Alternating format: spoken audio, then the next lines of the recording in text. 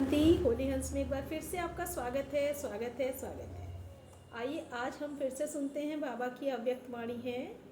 भविष्य में अष्ट देवता और भक्ति में ईष्ट बनने का पुरुषार्थ। तो बाबा हमें आज कौन सा पुरुषार्थ सिखा रहे हैं? ईष्ट बनने का पुरुषार्थ। तो आज बाबा बोले, अपने आप को सदा शिव शक्ति समझकर हर कर्म करती हो।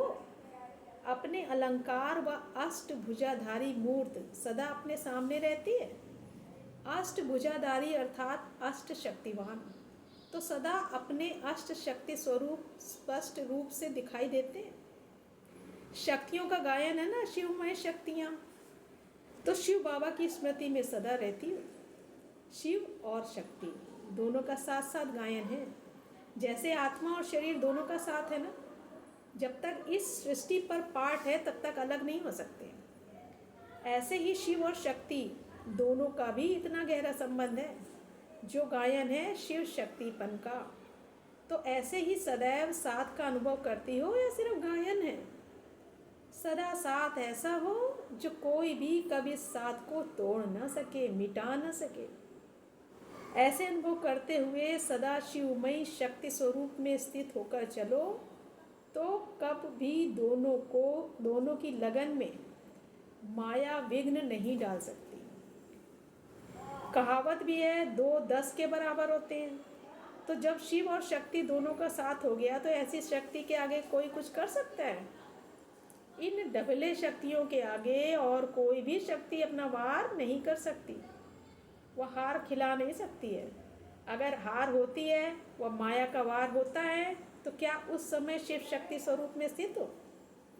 अपने अष्ट शक्तियाँ संपन्न संपूर्ण स्वरूप में स्थित हो। अष्ट शक्तियों में से अगर कोई भी एक शक्ति की कमी है, तो अष्ट शक्ति भुजाधारी अष्टभुजाधारी शक्तियों का जो गायन है वह हो सकता है। सदैव अपने आप को देखो कि हम सदैव अष्ट शक्तिधारी शिव शक्ति होकर के चल रही हैं, जो सदा अष्ट शक्तियों को धारण करने वाले हैं। वही अष्ट देवताओं में आ सकते हैं। अगर अपने में कोई भी शक्ति की कमी अनुभव करते हो तो अष्ट देवताओं में आना मुश्किल है।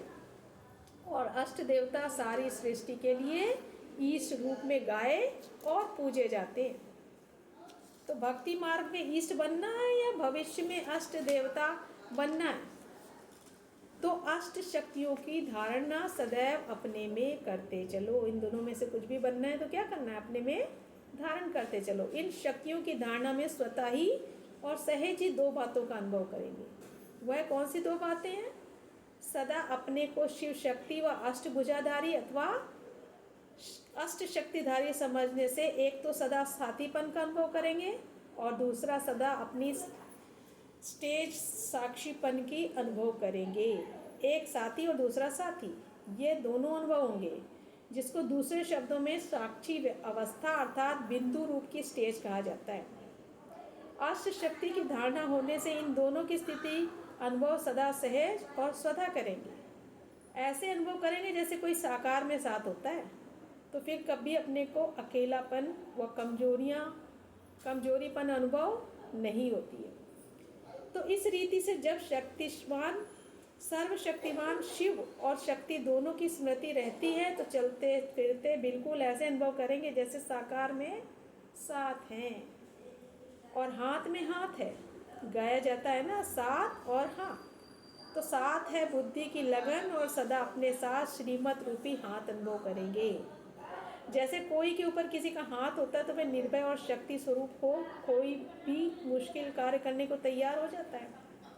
इसी रीत जब श्रीमत रूपी हाथ अपने ऊपर सदा अनुभव करेंगे तो कोई भी मुश्किलात, परिस्थिति व माया के विघ्न से घबराएंगे नहीं।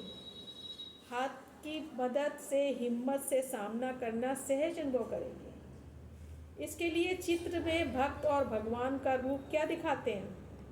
शक्तियों का चित्र भी देखेंगे तो वरदान का हाथ भक्तों के ऊपर दिखाते हैं ना, मस्तक के ऊपर हाथ दिखाते हैं। इसका अर्थ भी यही है कि मस्तक अर्थात बुद्धि से सदैव श्रीमत रूपी हाथ अगर है तो हाथ और साथ होने के कारण विजयी हैं। सदैव साथ और हाथ का अनुभव करते हो।